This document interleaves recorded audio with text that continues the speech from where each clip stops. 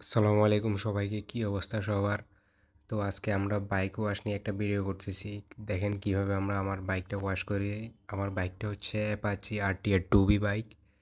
এখন দেখেন বাইক ওয়াশের আগে আমরা প্রথমে বাইকটাকে একটু পানি মেরে নিব। পানি মেরে নিলে হয় কি, বাইকে যে ময়লা কাদা যেগুলো লেগে থাকে সেগুলো পরিষ্কার হয়ে যায় বা সেগুলো নরম হয়ে যায়। এরপরে ধরেন শ্যাম্পু দিয়ে বা ব্রাশ দিয়ে ডলা দিলে সব উঠে যায়। এরপর একটা মগের মধ্যে শ্যাম্পু গুলে রাখছিলাম আমি, আর একটা রঙের ব্রাশ নিয়ে নিছি। ওইটা দিয়ে এখন ডলাডলি শুরু করে দিলাম। এই যে প্রথমে সামনের চাকা থেকে, এরপর চিবা চাপা যা আছে ব্রাশ দিয়ে সবগুলা ডলে মুছে শ্যাম্পু লাগিয়ে নিতেছি। আপনারা অন্য কোনো সাবান ইউজ করেন না, শ্যাম্পু ইউজ করলে সবচেয়ে ভালো হয়। শ্যাম্পু ইউজ করলে শ্যাম্পুর সাথে একটা শাইনও পাওয়া যায়, যেটা বাইক শুকানোর পরে বুঝতে পারবেন।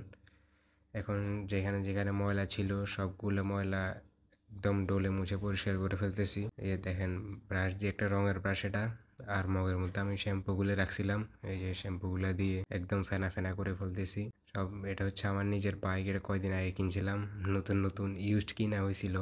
এটা এখন থেকে ভিডিওতে দেখতে পারবেন আপনারা সবাই। শ্যাম্পু এবং বাইকের ডলাডলি শেষ করে আমরা আবার পানি মেরে পরিষ্কার করে নিব। পানি মারার ভিডিওটা আমার করা হয় নাই। এরপর ভালোভাবে বাইকটা একটা শুকনা তেনা দিয়ে মুছে ফেলতে হবে, যাতে বাইকে কোনো পানি না থাকে। পানি থাকলে বাইকে জং আসতে পারে।